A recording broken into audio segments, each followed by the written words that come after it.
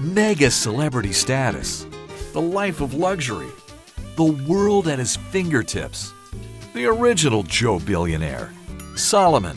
He saw it all, had it all, and did it all. But this guy wasn't just rich. He was also considered the wisest man who ever lived. We're talking smarter than a fifth grader, like Jeopardy's Alex Trebek level of wisdom. However, he had a nagging question in the back of his brain. What's the meaning of it all?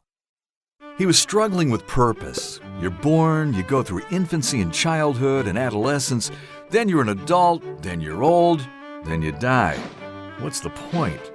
Life's just a series of births and funerals with everything in between meaningless. There's no real progress. The earth keeps going around the sun over and over again.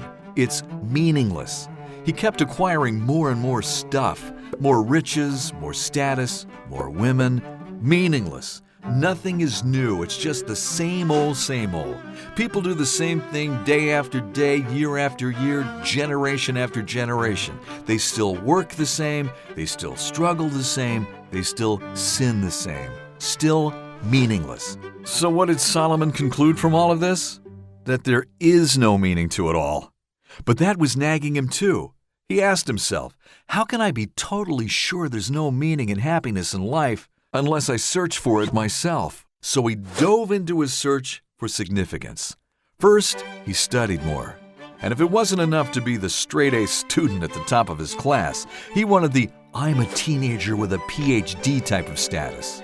But he soon realized that having all the knowledge only meant he understood even more how meaningless life was. He decided it would be better to be stupid and happy, scratch wisdom, move on.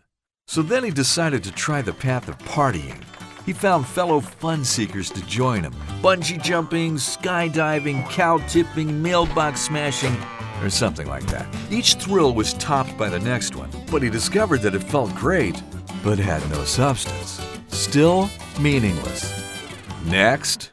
If just having fun wasn't the answer, perhaps he needed something that would give him belly-shaking and belly-aching kind of laughter. The type of laughs that make you snort. And laugh he did. He laughed and laughed and laughed and realized his heart was still full of pain.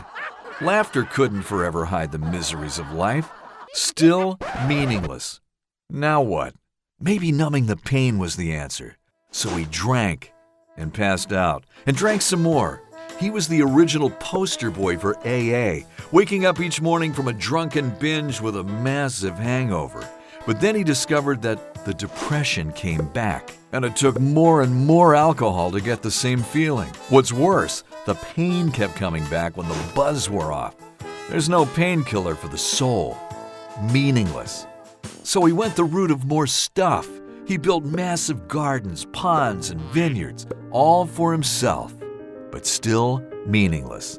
So then on to image and status. Meaningless. Maybe things didn't work, but how about pure gold? Nope. Cash wasn't the answer either. Meaningless. Next, sex. Live like a playboy. Definitely meaningless.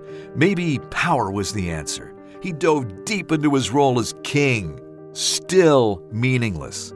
Of course, in all these pursuits, money, possessions, popularity, sex, he did find a feeling of fulfillment, importance, and happiness.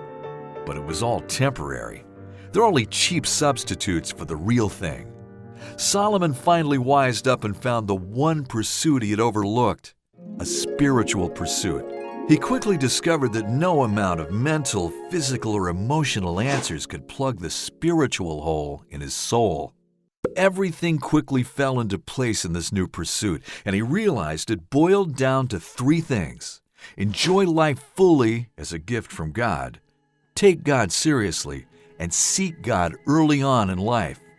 He discovered that money, possessions, power, fun, all of that was meaningless. Those things only became meaningful when God was put in the center of them.